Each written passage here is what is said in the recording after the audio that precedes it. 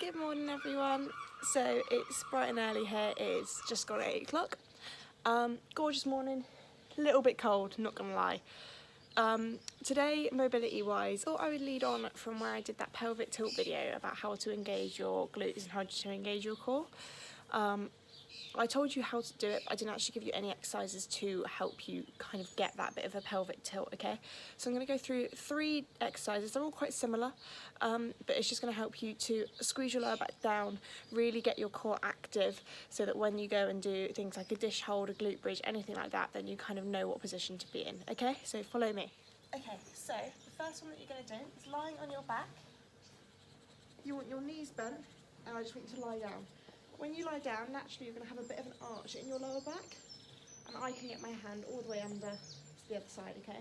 So all we want to do is close that arch. So by doing so, you're going to tuck your core down, squeeze your lower back, squeeze your core. Now I can't get my hand underneath, okay? Then you're going to come up, make sure you can, and then down and squeeze, and then up. So all you're doing is just closing the gap from the floor and your lower back. Okay, you're going to do this 10 times. And you should start to feel your core activating a little bit more every time.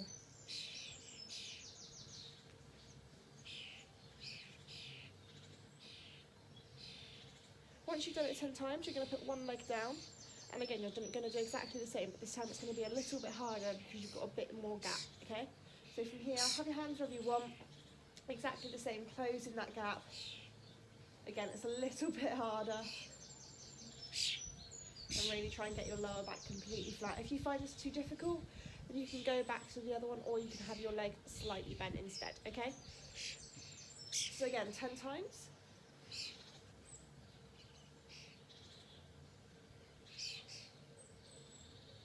And once you've done it 10, the last progression from here is both legs flat. So when you've got both legs flat, I've got a much bigger arch under my back where I can literally get my hand all the way through. So from here, it's a lot harder for me to squeeze my core down, and you'll find that your glutes will get a little bit more activated as well, okay? So from here, squeezing your lower back down, back up, and squeeze down, okay? And again, 10 reps.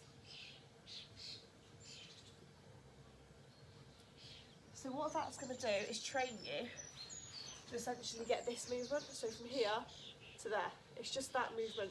That's all that's going to train you, just tucking your lower back down, okay? Another one I really like to do is on your hands and knees, is rounding all the way to the top and squeezing your glutes at the top. And then once you're there, you're going to come down to parallel. When you come down to parallel, I don't want you to dip your back. Everyone, when they come down to parallel, dips their lower back because that's what they can't do, they think they should do. If you squeeze your core and squeeze your glutes, naturally you're going to stay nice and level, okay? So pushing over,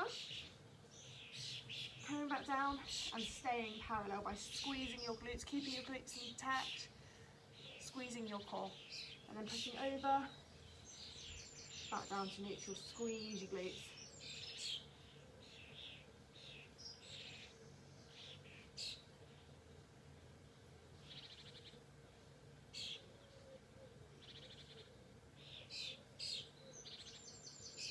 Perfect.